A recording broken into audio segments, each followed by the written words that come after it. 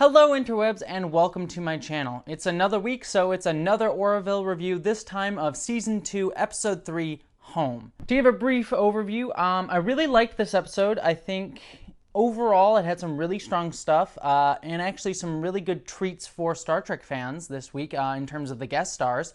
We got Robert Picardo and Jason Billings, both of whom played doctors on two different Star Trek shows. We had Robert Picardo, who played the Doctor on Star Trek Voyager, and Jason Billingsley, who played Phlox on Star Trek Enterprise, and both of whom were my favorite characters on both of those shows. So it was really nice to sort of see them together. Both playing completely different characters, but it was a lot of fun. So the episode starts with Alara, our security chief of the Orville, having a arm wrestling competition with Simon, the sort of robot guy. I forget the name of his species, but the sort of pretentious robot people. And we see them have like a fun little arm wrestling fight. I'm not entirely sure how I feel about that, because again, this goes to my problem with a little bit of the Orville in general, where I do like that it has sort of a working class feel to it, as opposed to like Star Trek Enterprise or any of the Star Trek series, where we're sort of given the flagship and the top of the line ship where everyone is the best at what they do. Whereas this show, not to say that the crew is bad by any means, but they're by no means, I think, the top tier of the fleet. Getting this sort of look at how the crew runs and sort of has these games and things like that, I think makes sense, but it kind of works against this utopian ideal that is in Star Trek, and maybe I'm just sort of putting my Trek ideals onto the Orville, when the Orville isn't necessarily trying to go for the same thing. So I don't know how I like two different species kind of be played for, as Alara says, like a circus show. It felt a little bit uncomfortable and weird. I mean, it fits in with the tone of the show. Maybe it's just sort of grating against my Trek nature. I don't know. A bit weird, but eventually Alara learns that she broke her bone in that fight, and she learns that she is losing her strength, which is, because she's been raised on Zalaria? Alarian. Yes, Alaria. Because she's been raised on Alaria, which is higher gravity, she's losing her strength because she's been living in normal gravity for so long on the Orville. She goes back home, gets brought back to her family in order to try and heal up and sort of regain her strength in normal gravity for her. And we get to see sort of how her home is probably the most beautiful, as one of the crew members states, one of the most beautiful planets in the Union. It's absolutely gorgeous. Obviously, they're clearly the most technologically advanced, or one of the most technologically advanced. It seems like they're kind of akin to Vulcan, if I keep using the Trek metaphors here. They may not be logical, but in terms of like their place in the hierarchy, they obviously are more advanced. They kind of have a little bit of a disdain for the Union, even though they're involved in it. It's kind of similar to where Vulcans took place there. That's sort of what I'm gleaning from the information we get here. They're obviously a very different type of species, but they play sort of a similar social and hierarchical role within the Union. And so we get this fun little scene where we meet Alara's parents for, I think we've seen them before,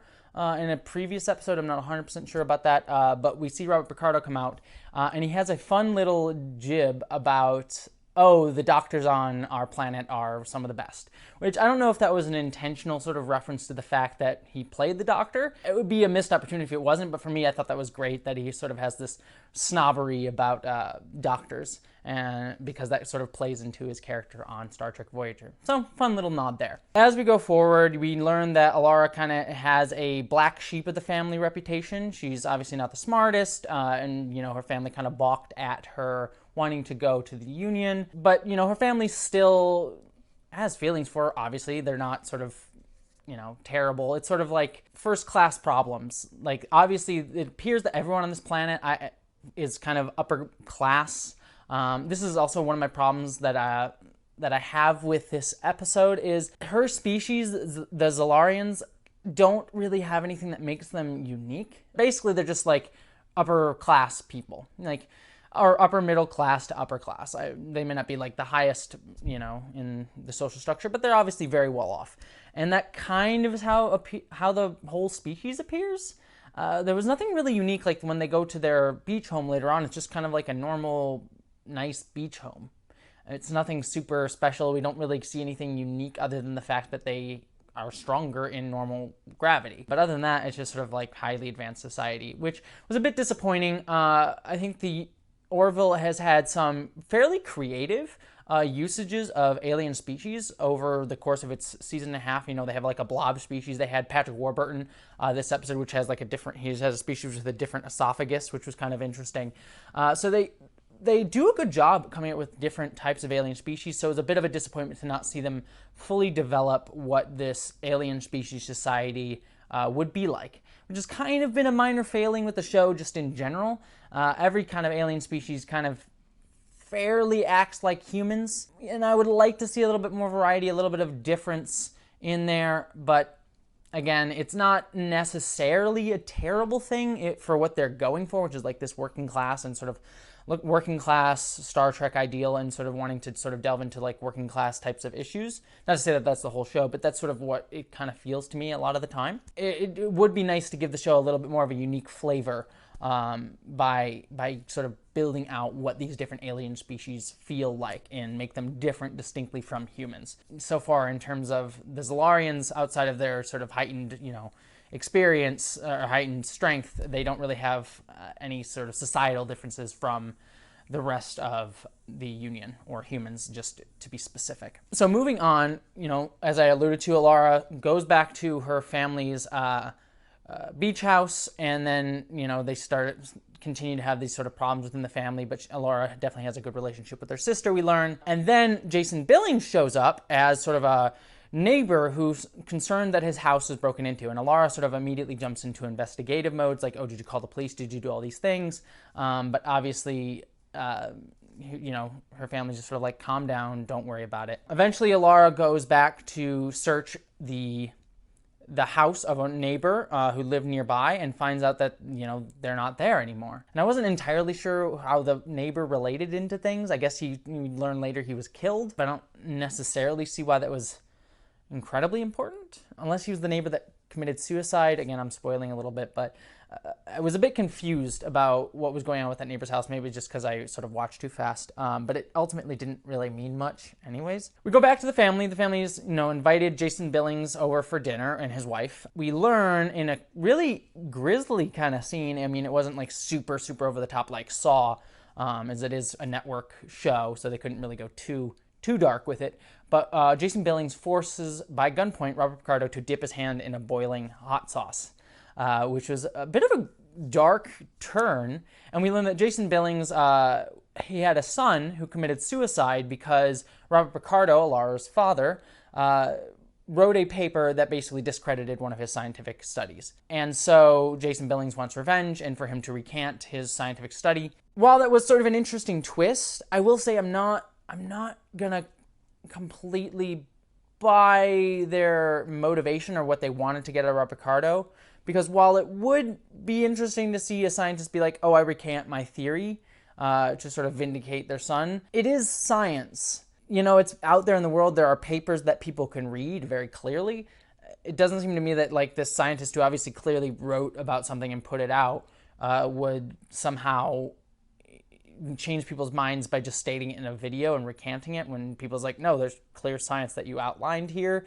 And then, I mean, what else was his plan? Just murdering Robert Picardo and his whole family? So it's like, oh, he released a video that took back his, theory, and then killed himself and his whole family? If, like, that was what they were like, oh, he committed murder, suicide, was their intention to, like, hide their crimes?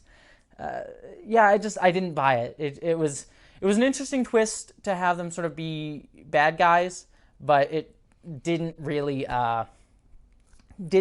work for me, their motivation. But what we get was, just sort of jump to the B storyline really quickly, because it intersects with the A story here. On the Orville, Mercer hires a new security chief, played by Patrick Warburton, who I adore. I love his work on Family Guy, obviously, and then also Series of Unfortunate Events.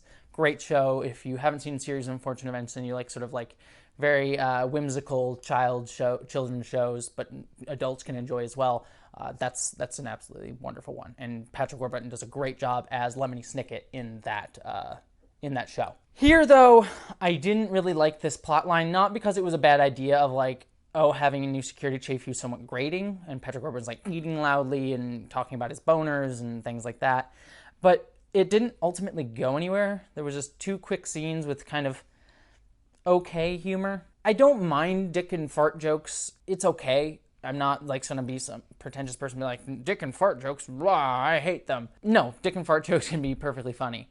But it feels weird on this show. It's like the show's trying to be cohesive and trying to like be representative of like, oh, a good future. And I know that social mores probably wouldn't be are the same as they are now. Like sex is probably a bit more talked about openly, but we have also had scenes where like people are uncomfortable talking about sex. Like even the last episode where he talked about masturbation and Kelly was like, oh, this is gross. It's just weird that like you would hire a security chief in like in his interview, he starts talking about boners and you're like, yeah, let's hire that guy. And I get that the show's kind of a comedy, but it breaks the world for me when it's trying to be a serious show and then has these weird like comedy can come up fine. Like there was a great joke towards the beginning of the episode where the guy's like, oh, whenever I see this world, it makes me think like, oh, my family is trash. I am trash. That was funny. I actually laughed out loud at that. But the dick and fart jokes, at least in these contexts, are just like, how would he be hired? Like, I just feel like he wouldn't be hired. Unless there's like some talk of like, oh, his species has different mores and doesn't look at sex that way, so it's a bit different. But it never really plays like that. It's like clearly everyone's uncomfortable in the situation, and that's the joke. And so I was like, eh. And then the food eating on the bridge was funny. It was like, oh yeah, that's uncomfortable, but it didn't go anywhere. That scene just sort of like, oh, it just ended. And I mean, that Patrick Warburton character never comes back up. There's never any resolution to that storyline. And again, a problem with the Orville, sometimes it just drops storylines, whether that's through, having to hit a certain time limit because of the network, so they cut some scenes, or just because they didn't write it. It just feels weird to have these scenes and then just forget it. So yeah, the Patrick Warburton storyline didn't really work at all for me. Anyway, Seth MacFarlane, because he learned that they have a cure for Alara, and also because Seth MacFarlane doesn't like his new security chief, Ed Mercer, the captain, I just say Seth MacFarlane, he comes down to the planet, get Alara, and interrupts this sort of hostage situation.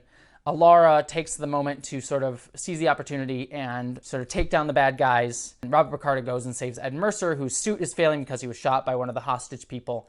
And that was a cool little scene, again, a bit grisly for the show. But we see, like, as his suit fails because of the different gravity, his legs break. Sort of an intense little moment there, and I thought that was a cool use of its sort of sci-fi concept of, like, his bones are literally breaking as he sort of has to be dragged. I wish they had sort of done more with that, because that could have been really cool, like have Ed Mercer try to do things while his suit is failing. But as it was, this is fine. I just, again, could have pushed it just a little bit further for me, but cool concept on its own. And then at the end of the episode, Robert Picardo, having seen that his daughter sort of saved their lives, sort of says, I never got to know you, sort of being like, I never learned anything about you, and I can see you're actually very capable at what you do, and I want to take the time to get to know you. That worked fine for me. And, I initially thought I liked this episode, but the more I talk about it, I feel like some of the stuff just didn't click for me overall and sort of fails for me in the end. Because, again, while I get that Robert Picardo as a father is like, oh, now I can see the value of you, I think a better way to have done that would have been to show, he kind of insults Alara's intelligence early in the episode. So I thought what they were setting up was that she was actually going to investigate this sort of stolen thing going on and use her intelligence to sort of intuit that these guys are bad or do something about it, but ultimately just becomes like a fight. She just fights these guys into submission. And in kind of like a normal way. It also would have been interesting to see her like, use her weakened ability in a clever way to get the advantage on these guys and take them out, and then it's still a fight, but she's using her weakened status in an interesting way. But it just becomes like, she's fine now and fights these people and we're good. I don't know how much for someone who's talking about valuing intelligence. I know he just was saved by his daughter, but how much are you really going to change your opinion of your daughter when you don't value strength over intelligence anyways? Not that Alara should have had to prove herself to her father. She should have just, been able to exist and her father gives her love. That's how a family works. But if they're going to go with this, getting approval and sort of from the parent and sort of make him realize how wrong he was, it would have been more interesting for me to see her use her intelligence in a way that her father didn't approve of. He's like, I don't approve of you investigating stuff. I want you to talk about science. She's like, no, I'm intelligent. I just use my intelligence in a way that, helps in the way that I like to help as a security officer, as an investigator, instead of just sort of it being an all-out brawl. So yeah, a lot of these storylines I think have a good idea and a good kernel in them in this episode. And there are very good moments. I thought Robert Picardo's acting in that scene where he's sort of like, oh, I never got to know you, that brought a tear to my eye. But it just, the background on it just wasn't super effective. You could have just, there's kernels in there that you could have taken, low-hanging fruit that just didn't get grabbed in this episode. That, you know, feels like missed opportunities, and it was a bit of a disappointment. Like I said, watching it, I kind of enjoyed it, but sitting here just like a few minutes after having watched the episode and sort of thinking it through, I'm just realizing that some of it didn't land. But what did land for me, and what I did quite enjoy, is at the end of the episode, Alara decides to quit the union and go and spend more time with her family. And obviously we knew this was kind of coming because we knew the actress was leaving the show. Hopefully she'll be able to come back and guest star, and I'm glad they didn't kill her off a la Tasha Yar. But it is kind of funny that that did happen now that I'm thinking about it, because the show Orville is very Star Trek The Next Generation-esque. So it is funny that both shows lost their security chiefs. And where in Next Generation they killed off Tasha Yar in a way that fans despised, and I kind of am not a fan. I really hate how they treated her in that and just sort of nonchalantly killed her off. In this, we get a wonderful, sweet send-off of Alara, and she gets to hug everyone in the crew and sort of gets sent on her way. And hopefully she can return later. Ultimately, I liked that sweet moment. It did warm my heart. So there were some effective moments in the episode. The Rob Picardo moment, Alara leaving moment, that I think played well and was very sweet. I just think some of the storytelling in this episode wasn't as strong. So where would I put this? I haven't really been giving star ratings to these episodes, but I think if I had to, I would say this one gets like a 6 out of 10. By no means, and when I say 6 out of 10, I don't mean like that's terrible. 6 out of 10 I think is like average. Average, like anything lower than 6 is like meh. 7's like, that's pretty good. I enjoyed it. 8 is like great. 9 is amazing. 10 is like, this is a masterpiece. So 6 in my book is like, it was good. Could have used a lot of improvement. It doesn't really hit that great mark, but I was fine with it. And it was also wonderful to see two Star Trek doctors on the screen together, especially Robert Picardo, who I also love from Stargate, the Stargate franchise. I could watch a show called Robert Picardo Stares at You condescendingly, and I would probably be okay with that and probably tune into every episode. So that's it for my review of this 3rd episode of Season 2 of The Orville, Home. Thank you so much for watching. If you like this or other sci-fi content, or if you want to see my other videos about LGBTQ education content and transgender education content, please check out my YouTube channel. Please give a subscribe. I greatly appreciate it. Next week, I'm going to be doing a fun video about Star Trek versus The Orville, Star Trek Discovery versus The Orville, about which one I think is better and which one is true Trek. Starting next week, Star Trek Discovery and The Orville are on the same night at the same time, which is mildly annoying. I'm going to see which one that I continue doing reviews of. I feel like I'm probably going to go Star Trek Discovery and continue doing reviews of that show and then do Orville's later, or not at all, depending on how stressed out and busy I am. We'll see. If Star Trek Discovery starts and I'm like, this is shit and I hate this season, I might stick with the Orville, or vice versa. We'll see how things go. I'll probably just go with whatever show I'm enjoying more, which, you know, watch my video next week to see which one I do enjoy more. And thanks so much for watching, and talk to you later.